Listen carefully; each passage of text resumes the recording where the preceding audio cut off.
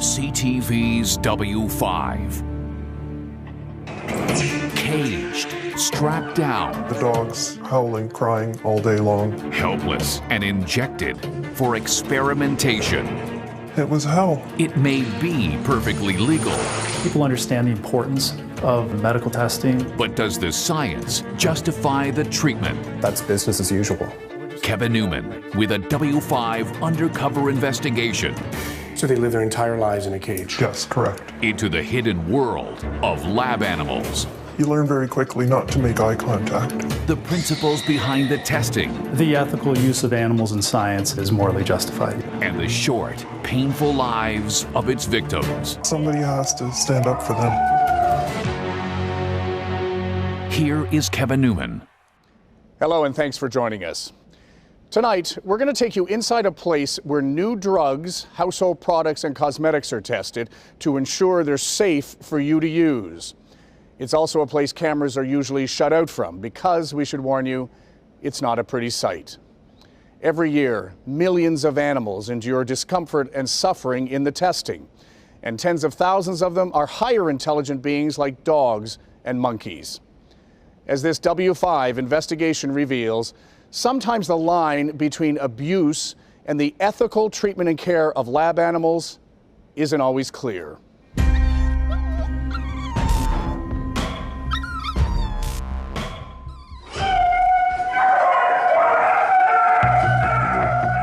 This is a 6-month-old beagle.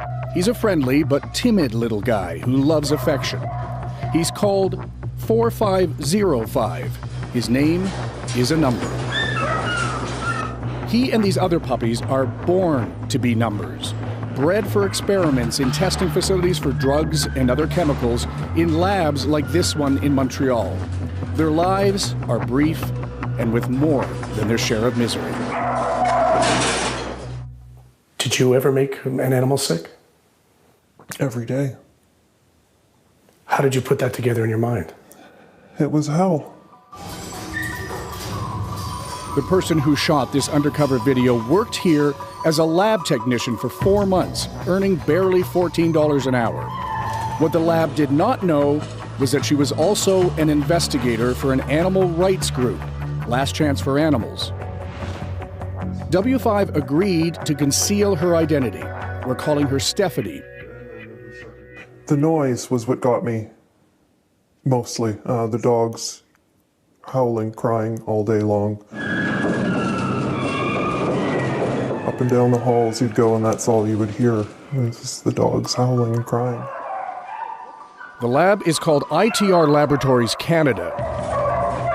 And while Stephanie worked there, she documented the daily routines of not only beagles, but highly intelligent pigs and macaque monkeys. Most of what went on was completely legal, but it's difficult to watch. To our knowledge, no one has filmed these kinds of procedures inside a Canadian testing lab before. Screaming pigs with blistered backs are swabbed with chemicals. Monkeys are suspended in restraints while being intubated. And dogs are forced to ingest chemicals until they're sick. This dog has had surgery. There's a catheter implanted, and that catheter will remain in the dog for 9 months. So they live their entire lives in a cage? Yes, correct. And you can see the dog is being lifted by the tether. They're being lifted by the... Yeah. And thrown in? Yeah. Is that typical? With some of the technicians, yes. The video shows dogs repeatedly thrown into cages, and their treatment often seems to violate industry guidelines, which state that only the minimal amount of force necessary should be employed. Don't move. That's why you just... It takes a lot to put yourself in the line of ugly. This is their lives. This is what they're going to experience from beginning to end. And if I can expose that and share a bit of what they're going through, then I feel like I'm making a difference. You sleep better that way? I don't sleep very well at all. How many dogs were there? Hundreds. Hundreds? Hundreds. What about monkeys? primates? Probably close to 200, if not more. These eyes are looking back at you and... Sorry. It's hard. You learn very quickly not to make eye contact, because that's what got me. What you're about to see is among the most disturbing video. This technician is training dogs to wear inhalation masks. They're used to pump chemicals into their lungs. Over more than 15 minutes, the tech can be seen hitting the dogs 16 times.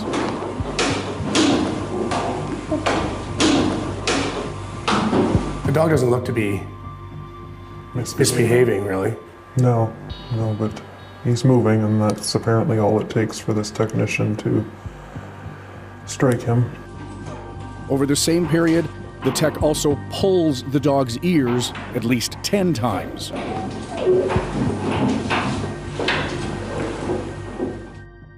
I believe that the techs throwing and hitting the animals would be found to be illegal under existing Canadian laws. Adam Wilson hired Stephanie for the undercover sting. As the lead investigator for the LA-based Last Chance for Animals, he believed Canadian labs were overdue for public scrutiny.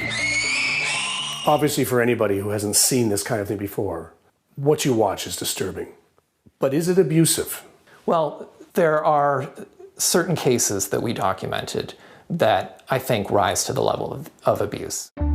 Wilson has submitted the video, which cross-references industry standards and laws, to the Quebec government. The allegations include ITR labs mistreated animals, housed them in subpar conditions, and prevented them from socializing, exercising, and seeking comfort. Company records that Stephanie obtained suggest ITR's clients include drug companies testing potential new products, but also companies that make cosmetics and health supplements. What kinds of tests put you over the edge? I think it was most likely the dermal studies that were done on pigs. Those were very difficult to watch. They were testing pig skin for how it reacted to things. Yeah. Pigs feel a lot. Yep. They respond a lot. They're very vocal. This pig's back is obviously red and blistered, the apparent result of substances being applied to it. Industry guidelines suggest these procedures should be conducted in a separate room, away from the other pigs, so they can't hear the cries of pain and distress. Clearly, that does not happen here. Holding pigs down and lying across their backs and squeezing their mouths shut simply to get the pigs to quiet down, again, is abusive behavior. How much do you think Canadians know about this kind of thing? I don't think they're aware that it even happens. To get a better idea of what Canadians think about scientific testing on animals, W5 hired a staffing company to assemble a cross-section of Canadians from diverse backgrounds, jobs, and political stripes. Some of them are pet owners, some are not. What we're going to show you today is some undercover video that we've obtained from an animal rights organization from inside a Canadian lab. And then I'd like to have a conversation with you afterwards.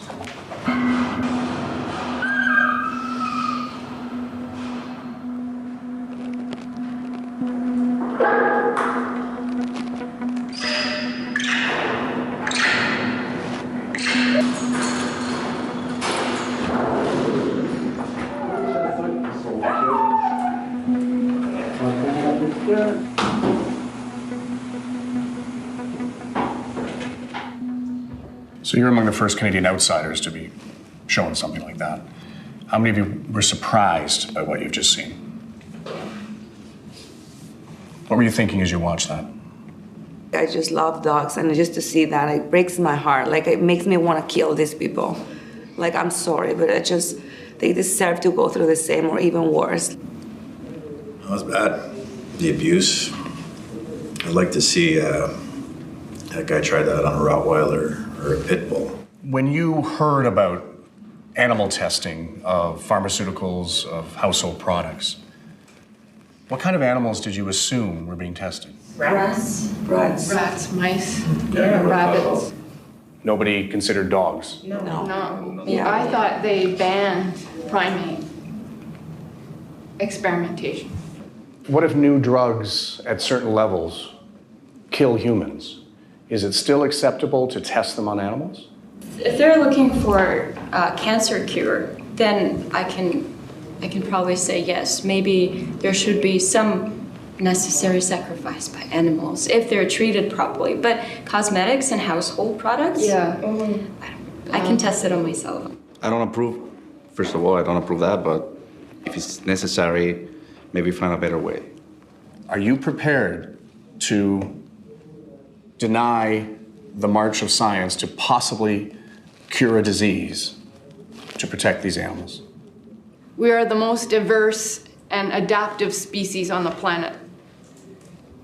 If we can create all we have created up to this point, then scientists can find a way. If they were told that January 1st, 2019, you stop unless you've got safer ways of doing it, I suspect they'd come up with some breakthroughs. I love animals and I love science, but something that I also really love is that I love people. Michael Brunt is a dog lover, but he's also a master lab technician at the University of Guelph. B-Dog is the second lab dog that he's adopted. Brunt sits on several national and international boards that encourage the ethical treatment of animals in science. And he says if you think we can do without animal testing, you'd be wrong.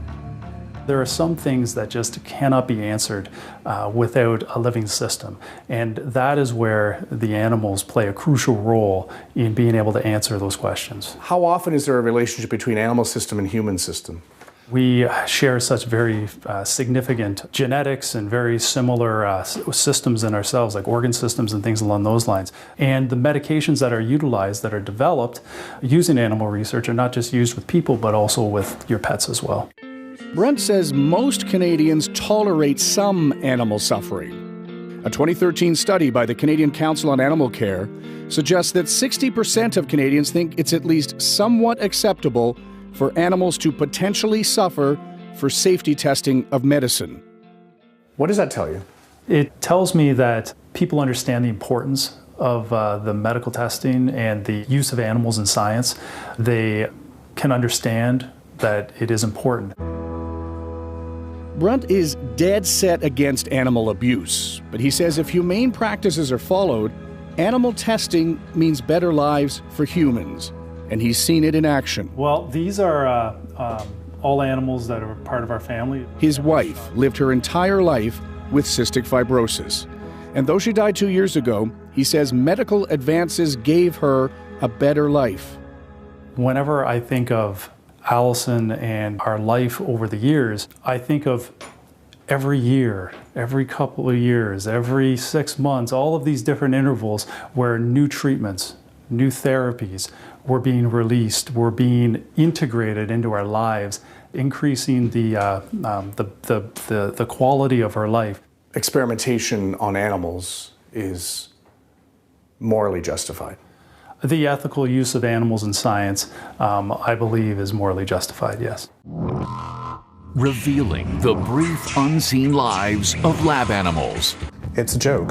And the system that claims to care. These individuals are very dedicated. When W5 continues.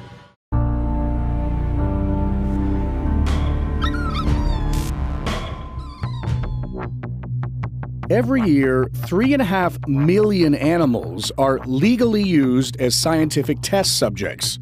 Most of them are mice, fish, or birds. But every year, 12,000 dogs and 5,000 monkeys are used in more advanced procedures that are mostly hidden from the public. The laws that protect your pets don't always apply here. These animals are legally allowed to suffer. This undercover video shows what it looks like inside a test lab in Montreal.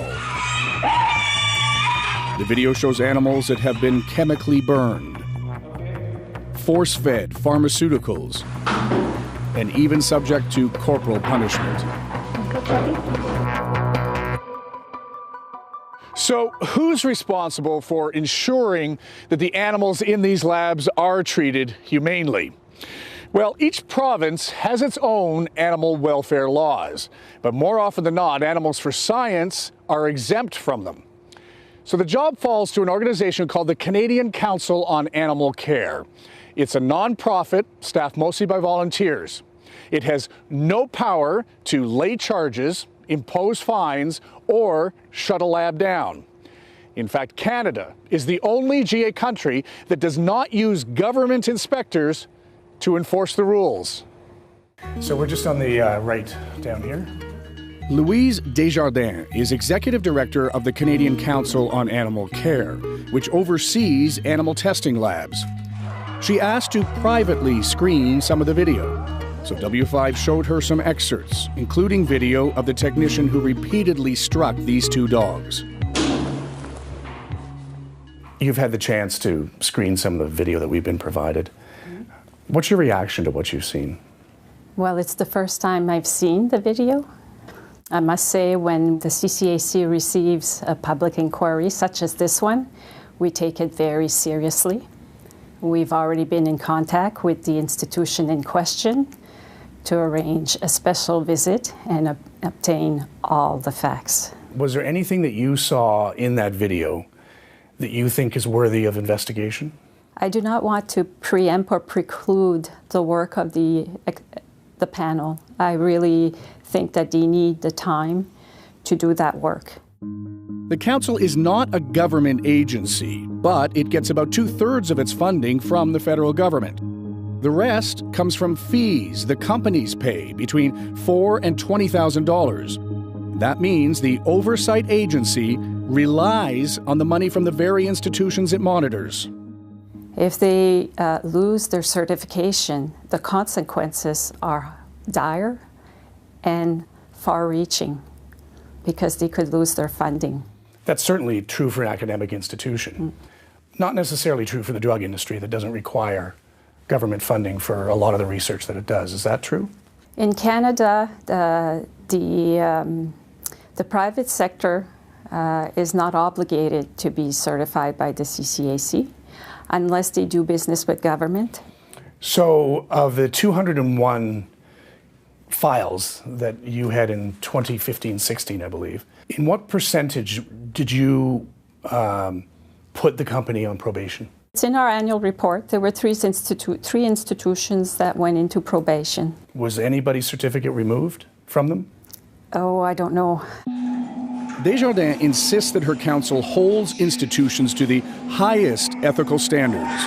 Every institution it certifies has an on-site animal care committee, a volunteer group of animal experts, including veterinarians, who are responsible for ensuring the animals are treated ethically.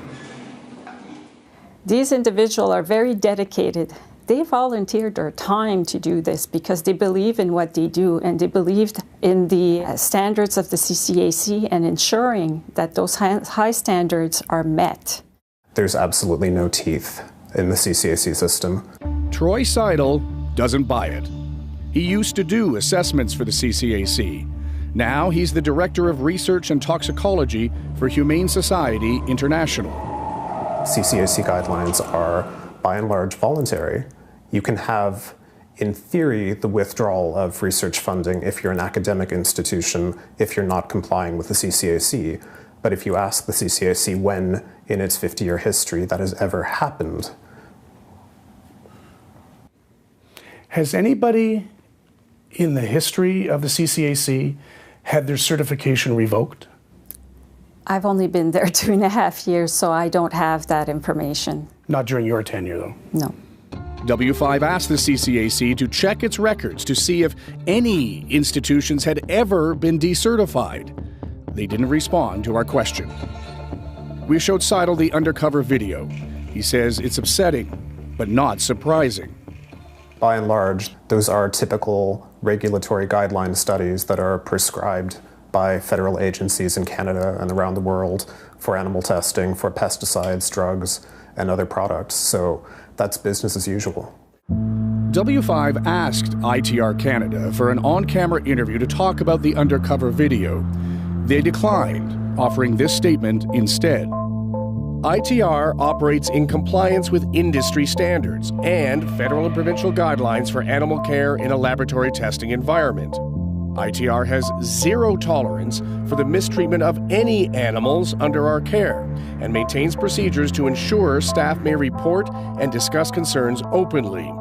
Anonymous reporting of concerns or whistleblowing is also facilitated and encouraged.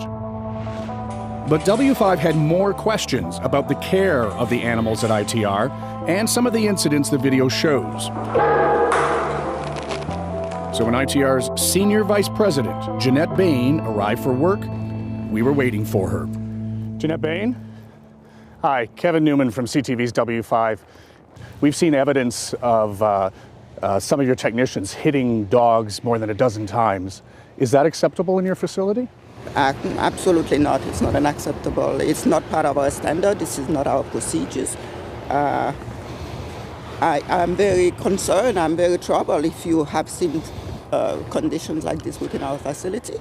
Would you like to see that evidence, and what would you do with that technician? Well, we will take the measures necessary, and I can tell you that I am convinced that does not happen. Our business is saving lives, okay? We are committed to find treatment to save a very wide varieties of ailments like cancer or Alzheimer's or diabetes. That's what we do. In spite of repeated offers from W5 to Bain for a screening of the undercover video, she never did view the footage, saying she'll let the Canadian Council on Animal Care decide if there are any problems. If we compare Canada to the European Union, which for 30 years has had legislation that says you may not conduct an animal experiment if an alternative exists, you compare that to Canada, where we have no federal legislation at all impacting animals in laboratories, it's a joke. The world leader is here in the Netherlands, where the federal government has heard the voices of these protesters. They're outside Europe's biggest primate testing lab, where hundreds of monkeys live and die in the name of science. The Dutch government is now moving to phase out primate testing while it funds the search for alternatives. Its goal is to eliminate all animal testing by the year 2025. Meanwhile, Canada is one of the remaining countries that still allows animal testing for cosmetics. 36 other countries, including the entire EU, have already banned any cosmetics testing on animals. A bill to ban those products has been making its way through the Canadian Senate for more than a year. This is something where our leading trading partners have already done this, and it's time for Canada to play catch up. But it's too late for most of these animals. Most, if not all, will be euthanized, usually 6 to 12 months after they've arrived. There's no retirement, no relief from the suffering, no hope for a better life. Somebody has to stand up for them, and I'm not going to let them down. The animal rights organization that filmed the video has submitted it to the Quebec government, asking for an independent investigation of the ITR lab.